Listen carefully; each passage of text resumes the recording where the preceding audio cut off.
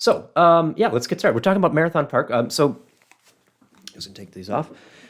So this week we are continuing our theme of Historic Preservation Month, which is what we've been doing this month. So we're covering some of the important buildings that are on the National Register of Historic Places and other registers of sort of landmarks for the communities. And today we're talking about a number of buildings that are at Marathon Park. And of course, there are a lot of historic buildings at Marathon Park. It's going to be hard to cover them all, but I'm going to specifically talk about the ones that made it eligible and led to it being added to the National Register of Historic Places. That is one of those sort of landmark, no pun intended there, sort of things that a building or a site can get to, the highest recognition of a historic location that we have in the United States, pretty much. So yeah, it's a pretty big thing. And in 1980, a number of buildings as part of a larger district were added to the National Register. So at Marathon Park. So you can see the article here shows the exhibition building down there, and it talks about how all of these buildings, 9 different buildings or sites, had buildings that would have been built by an architect that they all have in common. And we'll get to that in just a second. But here's the buildings. So there's 2 in Mosinee, the Desert Library and the Carl Matthey House, and then there are another 7 in the Wausau area. Most of these are houses, but there's the Universalist Church, First Universalist, and the Fairground buildings as well. So this encompasses a period of about 30 years, and they were all built by Alexander Eschweiler. Eschweiler is a very prolific and talented architect. He has a practice down in Milwaukee. And he does a lot of work up here in central Wisconsin, including, as you've seen, those 9 buildings and sites in Marathon County. But before we get to him and how he designs these buildings and how they all come to be, we need to talk a little bit about the thing that brings us to like, why do we even have this in the first place? And that is agriculture. So back in the ancient Mesopotamians, okay, we're not going to go back that far. I'm speaking specifically about Marathon County's agriculture, right? Or the lack thereof, because one of the problems that we have is in the 1850s, we start to see people farming. You know, these Germans that come in and they're settling on the homesteads and farming up in, the towns of Berlin and where Marathon City is going to be ended up. And so this is a great thing. A lot of the people in the county recognize that agriculture is going to be great. We want agriculture because agriculture brings more people to the area. And also it has a nice, handy way of dealing with all of the cutover land. You know, the lumber industry is cutting swaths of the pine area up, and what's going to be left? They're not going to wait for those trees to grow back. So let's have farmers. It's perfect. They'll come in and they'll use the land and we'll develop the community. But it's kind of hard. So, okay, in the 1850s, there's actually a brief time where they create an agricultural society. It kind of gets set aside with this American Civil War that happens in the 1860s. But they come back, especially after the war is over. You had the resumption of Germans coming in a big way in the 1860s. And in 1867, we see the creation of the fair, right? The agricultural society. They're these people that still run the county fair to this day. And so, kind of give it away here, but how do you promote agriculture? Well, you have a fair, right? You need a fair because that's how you do it. You put up money and prizes for people to bring the best stuff, and that's going to be incentive for everybody to show up and show off what we can do and talk to each other and maybe push to be better. And that's sort of a good excuse to have a fair. The problem is that in 1867, there's no fairgrounds at that point, so they need to get one. And that leads them to the fairgrounds, which is going to become Marathon Park. It's not really a secret there.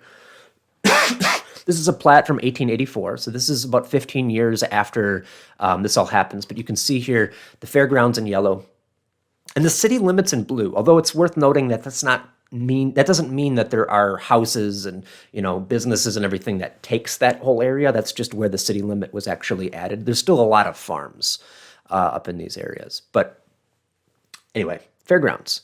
They were donated by Bradbury Plummer and August Kickbush, 2 of the leading early figures and businessmen in the community who wanted to see agriculture thrive. And a big fan of the German, parts of the German community and everything like that are coming here. And so in 1868, they clear out this fairgrounds, which, by the way, was completely clear cut, right? The trees that you'll see at Marathon Park today are second growth or third or later. They're not original to the land. And so they had this plot of land. It's great. It's on the edge of town. The first thing they do, of course, is have a horse race. Well, okay, the first thing they do is they clear a path for, level out of land, remove the stones and the stumps that, keep people from, make it so that you can have a horse race, right? And so in according to Louis Marchetti, the very first horse race was a gentleman's race between August Kickbush and Walter McIndoe. He says that it was a running race between McIndoe's filly and August Kickbush's colt named Prince. There's no grandstand play, no entrance fee charge, no purse except the wager of the two owners themselves. And it was, of course, won by McIndoe's filly after an exciting race. And this is, one of the big uses of this area. So who knows if it was her first horse race, but it certainly set a tone for what was coming. And later that year, of course, they have the very first fair in 1868. And it does okay. People are excited, get together, it's a good time. Over the next few years, they're going to keep having it, and it's going to be losing money more than it makes.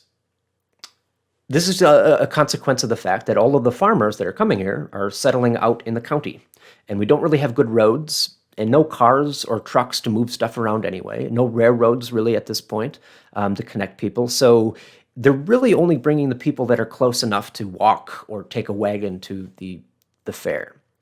And so in the 1880s, by the early 80s, they realize that they need some changes. And there's a new group of people that come on board as officers, B.W. Pulling as president, and Dr. Trevitt as the secretary. And they devise a way of trying to rejuvenate this. And they realize that, for example, Trevitt, he's not a farmer, he's a doctor. But he recognizes that the city of Wausau and the wider county have a vested interest in the success of the fair. Because if the fair succeeds, then people are going to want to get together and go to it, right? And so they appeal to the city folk. Let's try to get them out. Let's try to get them invested in the success of this. And so they end up investing in the infrastructure, which up until this point, apparently, they maybe had a shack that they had some stuff stored in, and then they had the track. Maybe some bleachers or something to kind of like a bench or two to sit down for spectators, but there really wasn't anything else that they did. The fair would have meant, they'd bring in some tents, and that would be what people would use. It's okay, but we need an overhaul. So in 1882, they start setting out to do this. They raise a bunch of money. They build the grandstands at the park, not just a bench, not just some bleachers, but a full-on grandstand. You can see the Columbia Band and some horses being shown off before the races, in between races here. You get a sense of how many people. I mean, this allows for a pretty big crowd to be here, right? And it was stretched out long. It's pretty long comparatively to what they had before, or you may expect, so that people could enjoy the racing. And racing, of course, takes off in a big way. By the turn of the century, you start to see harness racing, this new form of racing horses that it's spectacular. People love it, as you can see by the turnout here. So, and again, you can see the grandstands. There's the judging stand here. And in the back, you can see this white building. That white building is an exhibition building. You can see it again over here, along with some barns. And this is the other aspect of this. By building these buildings, it made the fair-going experience better, right? For both the spectators, like the grandstands, you maybe don't want to be out in the sun all day, or the rain if it's bad weather. So maybe having a place to go, for example, keep your animals in a barn, especially if you're keeping them here for more than a day or so, maybe having a place where you can make sure that they're safe and not wandering off or, just under a tent for a day or two. And if you're going to show, your baking, there's competitions for knitting and quilts and, those sort of things. You probably don't want those out in a tent, like having a fairground exhibition building where you can have booths and you can have displays. That's a much more exciting use of the space. And so that's what they do. And in the end of the 1880s, it starts to really take off. And especially by the turn of the century, you start to see people really invested in the fair and people coming to it, especially as automobiles and road networks established and railroads. People come from all around. And as the community really invests in the idea of farming, the success of agriculture, not just as an individual practice as a farmer, but as a collective group. Like we are a farming communities. And so let's all come together, and this can be our showcase for that. This leads us to the 1920 fair.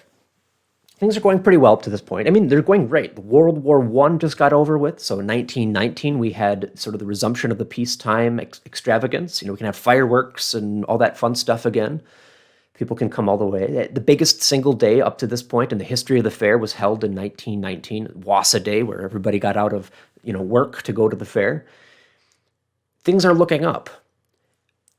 And we have some new board members, right? Excitingly, A.J. Peterson from Elderon gets elected to be the new board president, as you can see here. But as this article also says, even though they raised salaries for the officers, no one wants offices because they realize that there's a rough period for the fair. Yes, people are excited and people are attending it, but those buildings that had been built 40 years earlier are not in the best of shape. And even, in the year or two leading up to this, this is 1919, they already announced plans to replace the grandstand, which wasn't in great shape by that point. Now here they're making the case that we need a better grandstand for the more excitement and the spectators, and larger so we can accommodate more people and all of that, the aspirations of the fair and of the farmers of the county. But there's also a real thing here in that, in 1920, the grandstands get razed. They deconstruct them because they're not safe. They get condemned by the inspectors.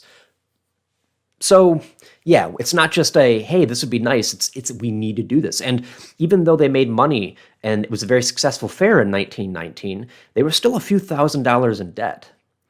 So the idea of raising here a conservative estimate of $16,000 to just replace the grandstands. And remember, all of the other buildings are about the same age and are also going to need replacing soon. It's a rough idea. So Peterson, along with A.W. Prine, who's also a really important figure, he's going to be the secretary for the next 20 years, but he's also pulling double duty as vice president here at this point. They come up with a plan, and that plan is in 1920, we're going to cancel the fair. So yeah, in April they announce, nope, no fair this year. And they explain why. Look, all of the stuff I just said, we are in debt, our buildings are falling apart, we need to replace them, and look, we have the option of raising money ourselves. We can go out and try to get funding, we can get some loans, we can mortgage the fairgrounds. But if we ever default on that mortgage, which we could do, you could have a string of bad years where the fair just doesn't make money because it's 110 degrees outside, probably not that hot, 98 degrees and humid outside and nobody wants to go out, or it's raining all week. That can easily cause a bad year. And if we have a string of those, we don't want the fairgrounds, which by this point, this is not quite, virgin timber, right? This isn't untouched, but it's a nice place here. It's surrounded by farms and industry and everything else, and this is this little bastion that people are already going to. So they want to see it used for more than just the fair. So they don't want it to go be developed by the bank if they get a hold of it. So they want it to remain for the public. And so their main plan here, is we're going to give it to the county. Let's make a park. They knew that around this same week in 1920, in April, the County Board of Supervisors was meeting. In their annual meeting, they were going to create a parks commission, a commission to have a parks system. And they said, this is perfect. Other places have done this. We're going to give the county fairgrounds to the county, and then they can make a park out of it as long as we can continue to use the park for the fair. And if we can maybe replace some of these buildings, that it's going to be in the best interest of everybody. They even get, D.L. Plummer, Cyrus Yaki, they kick in money, that pledge for this. So it goes, they send a letter to the county board, and they look at it and go, yeah, no thanks. Because apparently they just don't want the funding. It's a bit of an expense to create a parks department, let alone rehab all of these buildings and stuff. And so they say, nah, no thanks.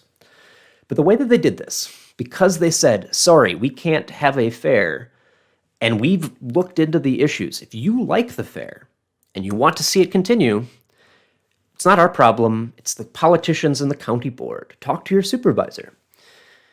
They also, by the way, have a fair anyway. After this result comes back, they do eventually say like, well, we're going to have an agricultural fair. We're just going to have the judging and the ribbons because that's important to what we do. But we can't have the bells and whistles of like a race or the midway, the carnival, which would become really popular at this point. And then they say, you know what? Actually, we need to make some money at this, and we'll put a simple race on or two so that we can get some harness racing that'll get revenue. And then they book a midway and a carnival. So they end up having a basic fair, but by pitching it this way, the public is on their side. And lo and behold, in 1921, when the issue comes up again, this time the county board accepts, which leads to... Uh-oh, hold on. There we go. My computer just started to make some noise as I hit the next slide. Okay, it's probably fine. We get Marathon Park in 1921. Also in 1921, freed of the burden of maintaining the park, they rebrand. They become the Wisconsin Valley Fair and Exposition. They drop the exposition later. And so that's what we know it as today. This is the aspirations of the fair. This isn't just a fair for the county, it's for the whole Wisconsin Valley. And they're gonna, continue to run with that. On the other hand, though, the county now has the park, right? And it's a great park. As you can see from this picture a decade earlier, lots of green spaces. The pines had returned. People were already picnicking out at the pond, and maybe having a concert, some music at the little gazebo that they had. I don't think it was really a band shell necessarily, but yeah, obviously the problem is we got to deal with these buildings. The grandstand is falling apart. Also, the barns are in really rough shape. There are stories about how people don't bring their best animals to the fair because they know that their animals are going to get sick, and they don't want to bring disease back to the farm. So if they bring their animals, it's not the animal that you want to continue basing your farm around. So they bring their the ones that they don't mind if they have to, send it to the butcher before they bring it back to the farm. That's not a great way to run a fair, So we need to replace the barns, we need to replace the grandstands, and that's what they do. So they get, as we find out, Alexander Eschweiler, and he designs a bunch of new buildings, 5 different buildings he designs. They go ahead with 3 here in 1921, which is the grandstands, of course. Got a new modern grandstand made out of concrete and steel. This is going to be better suited for the wider attendance and also for the entertainment, right, that we want to have here. Incidentally, in building this, as you can see, it's a bit deeper because of all of the seats that go back. They have to cut down a bunch of trees. Fun fact, those trees then were used to build the shelter at the bathing pond, which they turned into a pool as part of the renovations too. They lined it and all that sort of stuff. This building is, I believe, still there. It should be the same building. They did renovate it a little bit. They took the porch area off and added a chimney and stuff. But for many years, this was the changing station for people that get into their swimsuits or what have you, a comfort station for the children and women. And it is still there. I think it's storage now, but next time you go to Marathon Park, you can take a look inside the track at the splash pad, and you can see that log cabin. That goes back to 1921. Anyway, grandstands, though. This is a great new development, right? We have the grandstands. We can have nighttime stuff with the electricity, as you can see here. We have the development of new, this becomes a venue for conventions and get-togethers. Calvin Coolidge comes and speaks in 1928 here as part of the American Legion Convention, and they pack it. And this is just one example of it being used. It just becomes a resource not just for the fair to have races and, stock car racing is coming up around the corner, but, harness racing and stuff like that. But it's also a community year-round. It's a place that people are going to use. As I said, the judging pavilion, or the judging barns are needing replacing too. So we have this one as well. So they got this octagonal shape here that was designed by Eschweiler. It's got this 2-tiered thing. The windows here, they let light in, and then there's this globe that is like lantern thing that comes down, glass thing, and that funnels the light down so that you can see. It's a really ingenious design, and it is also then connected to a bunch of barns, much needed barns for the cattle that you're going to show. Maybe not quite as exciting as the races at the grandstand or, the president giving a speech in there, but it's still really important and remains to this day. This is an aerial photograph taken almost a century ago now, in 1922 in May. for May Day. Well, no, not May Day. The May Day celebrations, the spring festival. You can see the kids' festival here. This is actually Memorial Day, I believe. I say I believe. It's Memorial Day. I did a whole video on this if you want to go back and watch that on our YouTube channel. That came out pretty good. Anyway, this picture, though, is really cool because it shows these new buildings, right? Oh, also, like remember when I said that the city of Wausau limits didn't actually go to the park? You know, here, 1922, this is 40 years after the plat map I showed. You can still see there's farms, so yeah. But here's the new buildings. Got the grandstand, got the judging barns and pavilions. But you can also see that stuff hasn't always made the shift, right? There's the old exhibition building still, and the barns. They kept those around until they could find a better solution. And they will. Jumping ahead to 1952, you can see, you know, they found more solutions. And there's a lot of stuff, by the way. Again, I'm not talking about the Little Red Schoolhouse that was moved here in the 60s. I'm not talking about the National Youth Administration building that was built here that's still in use and in vital use. There's the bandstand that was built in 1924 back here where they had concerts, still do to this day in the summer. There's a lot of buildings. The curling barn, the cattle barns that used to be back here. You can see kind of the edge of them in the bottom right there. Yeah, lots of other stuff. The granite gateways. But if we're looking at the National Register and sort of the criteria, the stuff that makes it deemed that this is a historic venue, a historic place, you know, we got to talk about a couple things. And that leads us to the elephant in the room, the thing that you're probably wondering when we're talking about, which is the exhibition building. So this is built in 1924. They took a couple years off to kind of figure out that, make sure everything was working and design this. And this is built in 24. And this becomes, I think, probably the most iconic building, maybe in Marathon County. It's very, like, it's hard to imagine Marathon Park without this building, right? At least, you know, from my perspective and from the historical perspective here.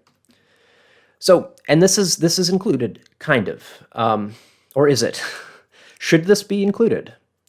Was it included? This brings me to the interesting question that distracted me all day trying to figure this out. This is the actual text of the submission that was made nominating the site as one of those 9 sites as part of the Eschweiler district. This is all they talk about. They don't really give much more specifics, but let's see what do they say? Why is this worth including? Eschweiler buildings at Marathon County Fairgrounds on Stewart Avenue in Wausau include 2 two-stage octagonal stock judging pavilions with barns and the covered grandstand. So, grandstand, 2 pavilions. Reading on here, the painted concrete pavilions have windowed octagonal clear stories and short octagonal lanterns. The main drub of the larger building has 2 stories of a multi-paned hopper windows and is fronted by long bracketed canopy. Closed ranges extending to the south, east, and northwest are covered by gabled roofs, and a single paneled garage door in each gable end is set with a large round arch. Now that's a lot of architectural jargon. It doesn't explicitly say what buildings they are, right? If we pull up, let's go to the Google Earth here, we can see the satellite view. These are the buildings, right? Exhibition building, judging barns. And you can see, I think that there is enough similarity there to say that they're definitely connected. There were no other judging barns, so they'd have to talk about this. And indeed, the things about the garage doors at the end they don't really fit this. So they must mean that when they submitted this, and the grandstands, which we'll get to in a bit. The thing is, I thought that had to be from the reading here. They're also attached are some maps and some photographs of all the buildings. And the building that they use, we don't have the original. It's in Madison, I think. We have photocopies of the proposal that was sent in 1979. And this is the building that they used to represent the fairgrounds. So there you go. And again, 1980, that article that I showed at the beginning, there it is. Except it's not actually an Eschweiler building. It's actually designed by a man named Irving Obel. It's part of the Oppenheimer and Obel architectural firm in Wausau. He gets the ability to design this. Now, who knows to what extent he was influenced by or had some maybe sketches from Eschweiler. clearly, if we look at back when the park is being created, this is a company picnic from the August Kickbush grocery store. So you can see all the people dressed up at the park. And in the corner here, we can see, the exhibition building, even in 1922, it's maybe not as bad shape as some of the other buildings, but it's in rough shape. They knew that they were going to have to replace it. So who knows? Maybe Eschwelder, Alexander Eschwelder created some sort of sketch for this plan, but ultimately it's Obel that designs it. Even maybe influenced by Eschwelder's design of the judging barn, it's not an Eschwelder building. So it is, however, I think to this day, still included in the historic district of the Eschwelder district at the National Register of Historic Places. We're looking into this. Again, I came across this and had to try to figure out what's going on. Ultimately, we knew that this was the case. In 1882, there was 1982, there was an intensive survey of the city of Wausau and its historic places, and, they say pretty clearly it's an Obel design.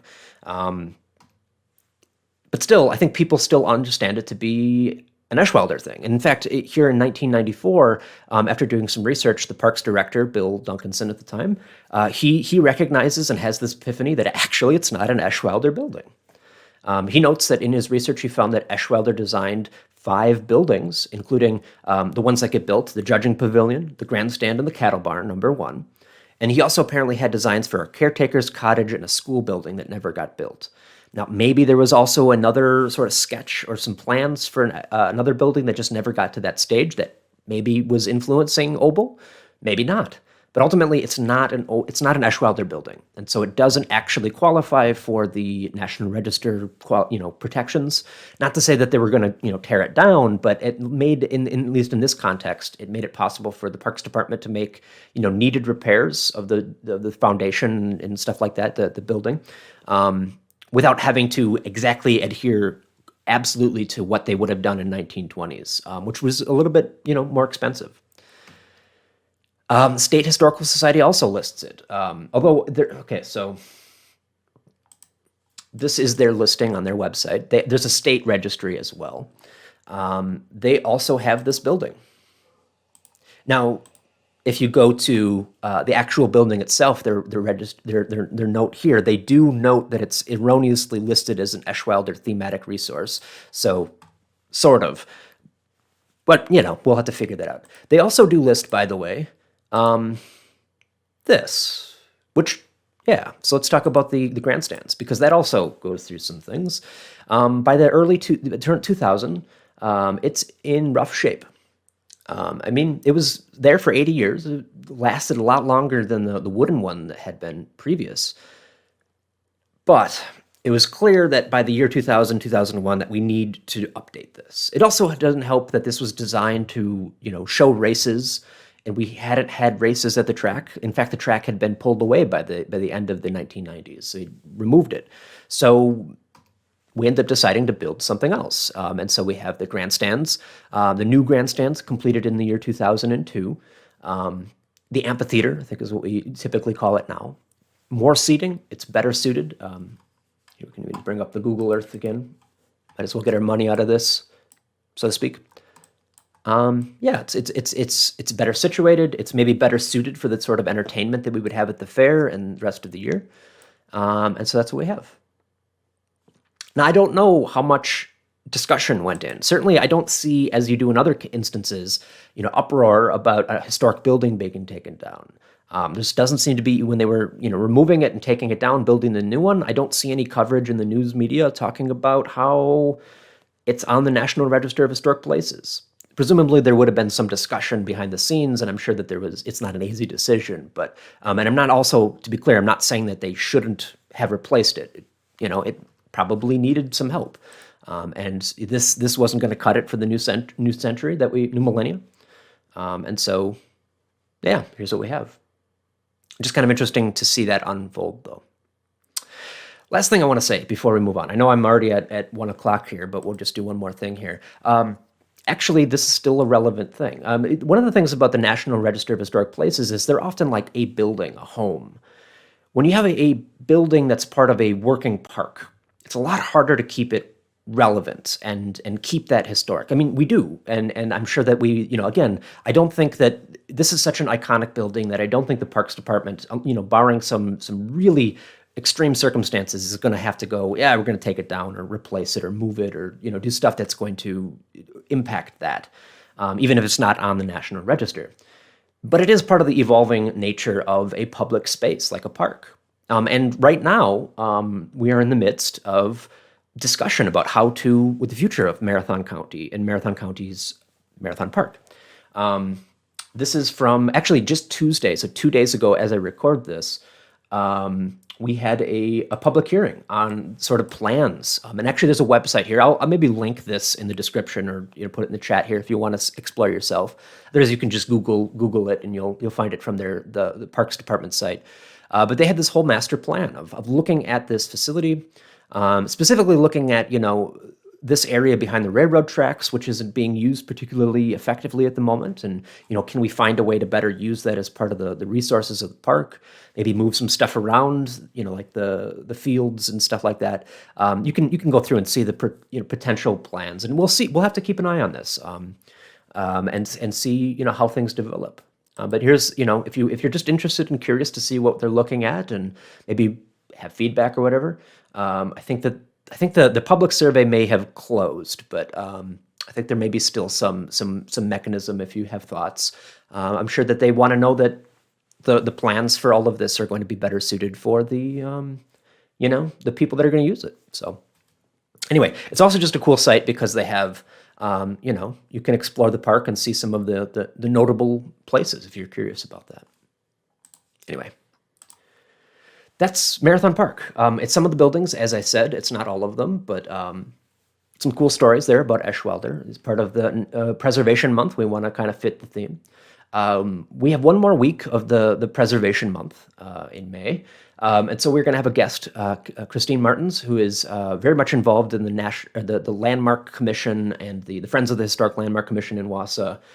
She's going to be our guest next week, and we'll just kind of chat about historic preservation and how that's worked in the recent past and maybe some of the future stuff. So we'll look forward to seeing that. That'll be 12:30 next week as well. And then we'll have another theme coming up in June, but we'll tell you about that next time. So, cool. Thanks for watching. Hope you enjoyed this. I'm just going to take a quick look and see if any questions ended up here. Ooh, interesting. Was there a trolley that went out to the grounds? No, I don't believe the trolley made it that far. The trolleys in Wausau, which operated from like 1906 to 1940, did go to the west side, but they only went about like to the factories like Curtis and Yale and 3M and Crestline over there. I don't think it got quite that far, although they might have used some buses to kind of supplement that later on. But yeah. Interesting question, though. Yeah, it certainly would have been helpful, I think, certainly for the people that would come up there. Let's see. I'm guessing this. Yeah, this is Cheryl here from Historical Society on the account in the Facebook page here. When was the walking trail and campground added? Almost immediately. Again, I didn't want to necessarily get into those because there's a lot of stuff to cover. But the campground actually gets, the tourist park, such as it is, was added almost immediately in 1921 as a way to get people to go to the park. And the walking trails were another addition. The fair people hadn't had a need to, or the resources to really maintain it as a park. So the fairgrounds were just kind of left feral. Just stuff would grow wherever they, as long as it wasn't the track area where they had the fair, a lot of the rest of the area was just kind of left to, the undergrowth just kind of grew as it was. And so, yeah, it was 1921. One of the big things they did is they went on and, cleared it up and added space for people to walk around and put down, gravel trails. So that's a lot of that stuff is actually pretty early. A lot of the stuff in Marathon Park, the historic infrastructure was put in almost right away. Yeah, thanks for the questions. Just give it one more check here. Yeah. I'm guessing this is from early about the food supply as well for the new community. That's another great point.